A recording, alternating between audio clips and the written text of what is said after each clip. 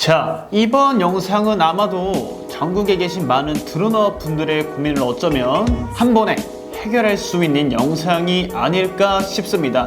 쓸데없는 이야기는 접어두고 지금부터 매빅 미니, 매빅 에어 2, 매빅 2 프로의 본격적인 비교를 시작해 보도록 하겠습니다.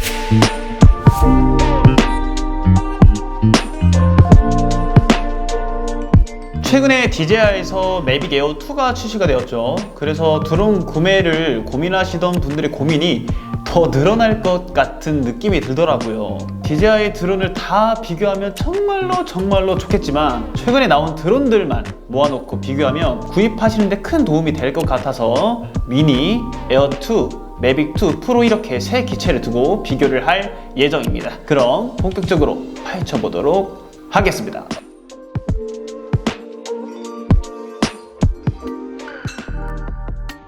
첫 번째로 살펴볼 드론 외관은 바로 매빅 미니입니다. 출시된 지 얼마 안 돼서 정말 많은 인기를 끌고 있는 드론이기도 합니다. 이 매빅 미니도 매빅 시리즈에 포함되어 있어서 그런지 왠지 매빅 프로의 동생 같은 느낌을 확실히 받을 수가 있었는데요. 또한 기존의 매빅 프로나 매빅 2 프로처럼 접이식으로 출시가 되었기 때문에 휴대하기가 정말 좋아 보이는 것 같습니다.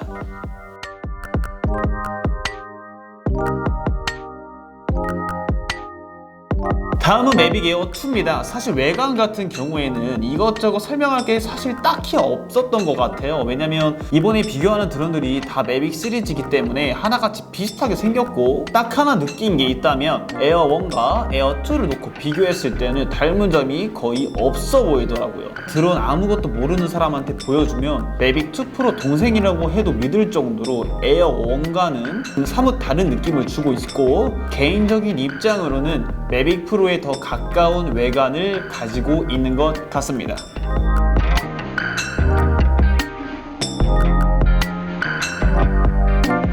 매빅 2 프로는 이제 기존 매빅 프로의 형이라고 보시면 됩니다. 매빅 시리즈 중에서는 이제 고급기에 해당하는 드론이라고 할 수 있겠는데요. 고급기라서 뭐가 다르냐고요? 근데 뭐 사실 크게 다르지는 않습니다. 뭐 기존 매빅 프로의 형이기 때문에 외형적으로 달라진 것은 없는 것 같네요.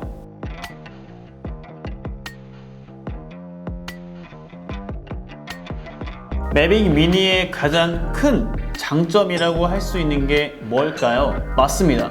바로 무게입니다. 매빅 미니는 다른 DJI 드론들과는 다르게 훨씬 급격히 줄어든 무게로 249g의 아주 가벼운 무게를 가지고 있어서 해외에 나갈 때는 복잡한 절차 없이 나갈 수 있다는 게 가장 큰 메리트지만 실제로 항공 촬영을 나갔을 땐 워낙 무게가 좀 적다 보니까 조금의 바람만 불어도 휘청휘청하는 모습을 볼 수가 있었는데요. 약간 DJI 스파크를 날리는 듯한 불안감을 느끼기도 했고 바람이 부는 만큼 드론들이 호버링을 유지하려고 힘을 자꾸 쓰다 보니까 훨씬 배터리도 빨리 사용되는구나를 좀 느꼈습니다.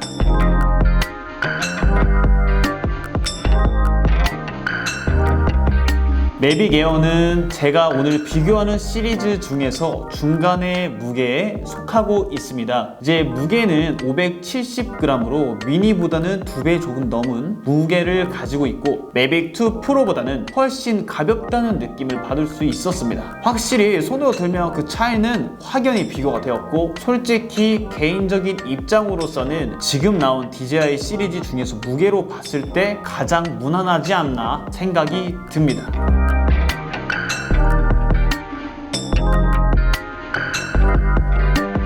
매빅2 프로의 무게는 미니랑 에어2 무게를 합친 것보다 더 무게가 많이 나갑니다. 바로 970g인데요. 무게가 꽤나 무겁지만 그만큼 매빅2 프로는 고급기에 속하기 때문에 그만큼 무게가 나가는 거구나 생각이 들더라고요. 근데 또 그만큼 기체가 점점 커지면 프로펠러의 길이도 늘어나고, 쉽게 말해서 토크의 힘이 강해지다 보니까 그만큼 드론의 움직임이 안정적이긴 하다는 겁니다. 저희가 실제로 매빅2 프로를 띄워봤을 때도 미니랑 에어2보다는 뭔가 조금 더 안정적인 느낌이라고 해야 되나? 그런 느낌이 좀 있었습니다. 물론 저의 개인적인 의견입니다.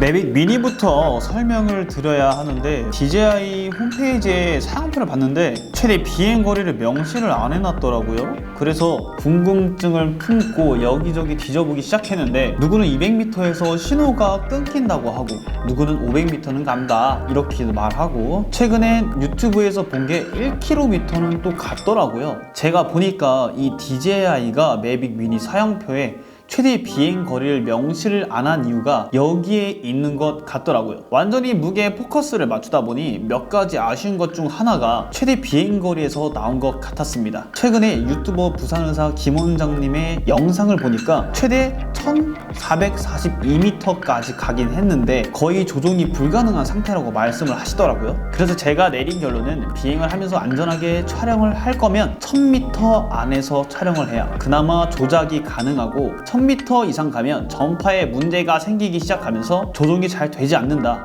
라고 결론을 내릴 수 있겠네요. 물론 저희가 실험을 해서 말씀을 드렸을 수도 있을 문제인데, 왜 다른 사람들의 의견만 취합해서 말씀을 드리냐면, 솔직히 저희가 촬영을 하고 여러분들한테 이만큼 날아갔어요 해서 여러분들이 미니를 직접 들고 나가서 비행을 해도 저희가 날려보냈던 거리랑은 분명히 똑같이 나오지 않을 거기 때문입니다.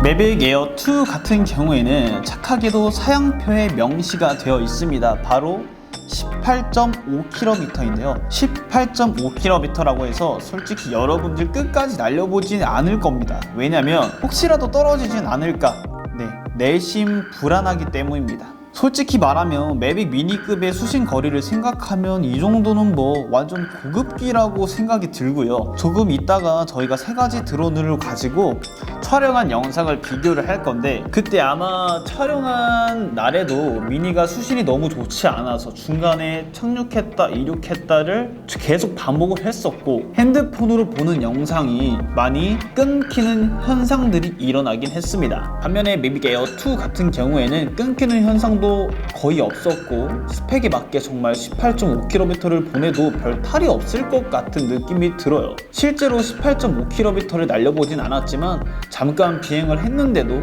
느낀다라면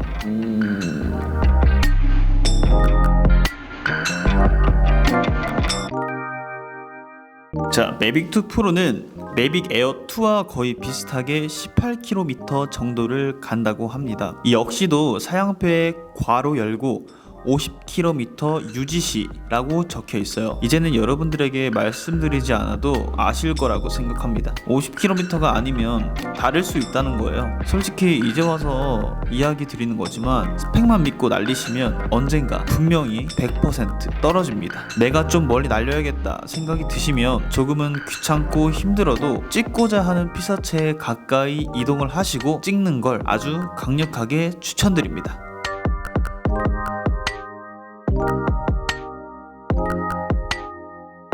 매빅 미니는 인핸스드 와이파이 방식을 사용하고 있습니다. 여러분들 와이파이 핸드폰으로 많이 잡아서 사용해보시면 알겠지만 와이파이 진짜 잘 안 터지면 인터넷도 느리고 정말 속이 갑갑했던 경험이 분명 있으실 거라고 생각이 들어요. 이 매빅 미니 또한 아까 말씀을 드렸다시피 드론이 보고 있는 화면을 핸드폰을 통해서 실시간으로 봐야 하는데 와이파이 연결이 잡혔다 끊겼다 해서 그런지 핸드폰에 영상이 멈췄다 보였다 하는 현상이 꽤나 있더라고요. 좀 멀리 보낼 때는 그런 현상들이 주기적으로 있었는데 또 근거리 촬영을 할 때는 별 문제가 없는 것 같더라고요. 그래서 저는 이 와이파이 방식이 조금 개선되었으면 좋겠다라는 생각을 개인적으로 좀 한 것 같습니다.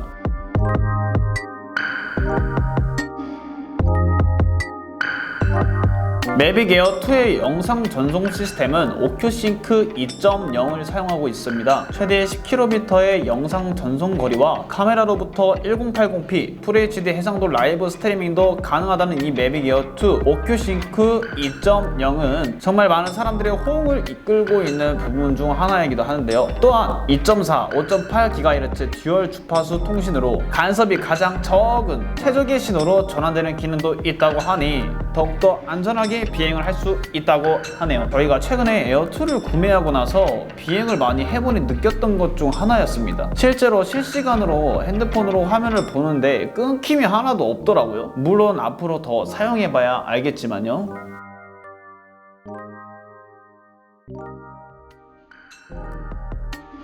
매빅2 프로도 매빅 에어2와 동일하게 오큐싱크 2.0을 사용하고 있습니다. 매빅2 프로도 저희가 많이 사용해본 경험으로 말씀을 좀 드리자면 끊김 현상은 뭐 거의 없다고 해도 무방할 정도로 굉장히 안정적이에요. 역시 오큐싱크 2.0은 좀 진짜 인정.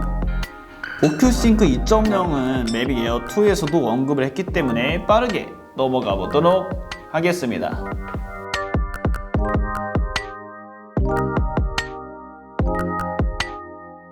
사실 항공 촬영을 이제 막 입문하시는 분들한테는 정말 중요한 기능이라고 할 수 있는 게 저는 개인적으로 장애물 감지 센서라고 생각합니다. 일단 이제 막 입문하시는 분들은 오랫동안 촬영을 하셨던 분들과는 다르게 조종이 조금 서투르기 때문인데요. 하지만 이 매빅 미니 같은 경우에는 센서가 하향에 딱 한 곳밖에 없어요. 그 말인 즉슨 그냥 센서가 없다고 해도 무방하다는 거죠. 그래서 그런지 제가 만약 초보자라면 매빅 미니를 가지고 촬영을 했을 때 뭔가 불안한 마음이 심리적으로 계속 압박감이 들 것 같은 기분이 들더라고요.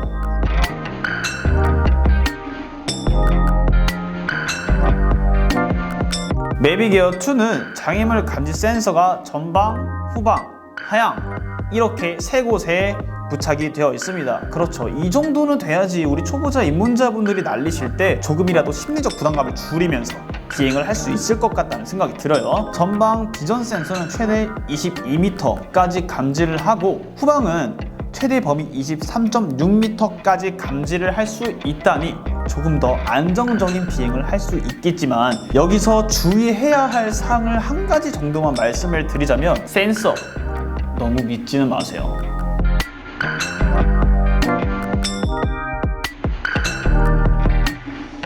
매빅2 프로는 역시 고급기라서 그런지 몰라도 센서가 전방에 다 있어요. 전방, 후방, 하향, 상향, 측면까지 있어서 무엇보다 전에 소개드렸던 에어2와 미니에 비해서는 정말 안정성으로는 탑급이라고 할 수 있겠는데 방금 전에도 제가 여러분들한테 말씀을 드렸듯이 센서에만 의존해서 비행을 하면 정말 떨어질 수도 있어요. 이 부분은 꼭 기억하시면 좋을 것 같고 한국센서들이 많으면 많을수록 안정성이 많이 올라가긴 하지만 그만큼 방심할 수 있기 때문에 필히 주의하시면서 비행을 해야 한다는 점 꼭 알고 계시면 될 것 같습니다.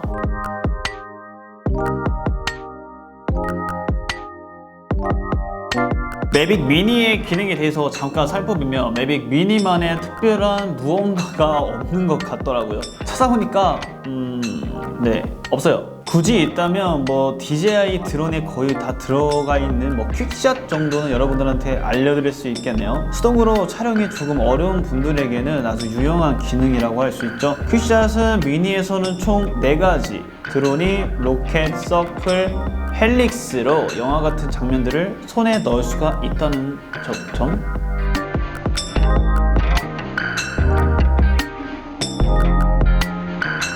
일단 매빅 미니에 들어있었던 퀵샷은 물론 매빅 시리즈에서 최초로 넣은 8K 하이퍼랩스부터 시작해서 240프레임 슈퍼 슬로우까지 이뿐만이 아닙니다. 새롭게 나온 드론에 걸맞게 정말 새로운 기술들을 탑재해서 나오는데요. 액티브 트랙이 2.0에서 3.0으로 바뀌면서 피사체를 놓치지 않고 정확히 트래킹을 한다고 합니다. 저희가 직접 액티브 트랙을 박혀서 해봤는데 전에는 피사체를 따라가다가 놓쳐서 다시 피사체를 잡아야만 했던 불편함이 조금 없지 않아 있었긴 했거든요.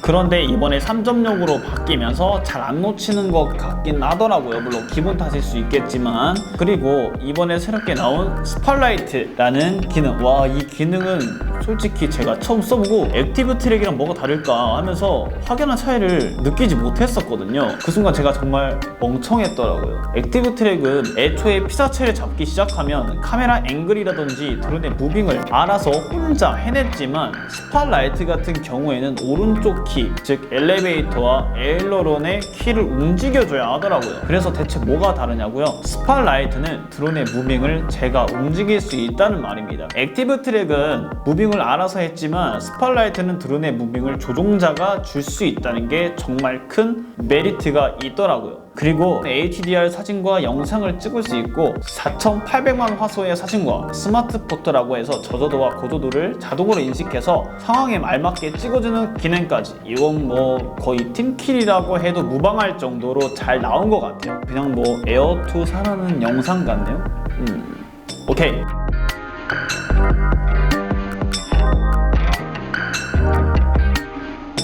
매빅2 프로는 위에서 말씀드렸다시피 안정성도 안정성이지만 카메라에 포커스를 둔 것 같아요. 많은 분들이 알고 계시다시피 유명한 카메라 브랜드 하셀블라드와의 콜라보로 미친 듯한 화질을 자랑하고 있는 매빅2 프로. 기존 매빅보다 ISO 값이 4배나 증가했다고 하는데 혹시나 모르는 분들이 있을 수 있으니 ISO에 대해서 간단하게 설명을 드리자면 빛에 반응하는 감도를 ISO라고 하는 겁니다. 즉 카메라의 이미지가 센서가 빛을 느끼는 정도를 말하는데 ISO 감도를 올리면 작은 광량에서도 빛을 많이 받아들이기 때문에 어두운 장소에서도 밝게 찍을 수 있죠. 그리고 기존에는 8빗 컬러 코딩 기술을 사용했습니다. 이 컬러 코딩 기술은 1600만 이상의 색상을 기록했다고 하지만 지금 무려 10억 가지의 이상의 색을 기록할 수 있는 10빗 D-Log M 기술을 도입했다고 합니다. 그리고 이 매빅2 프로도 미니와 에어2와 동일하게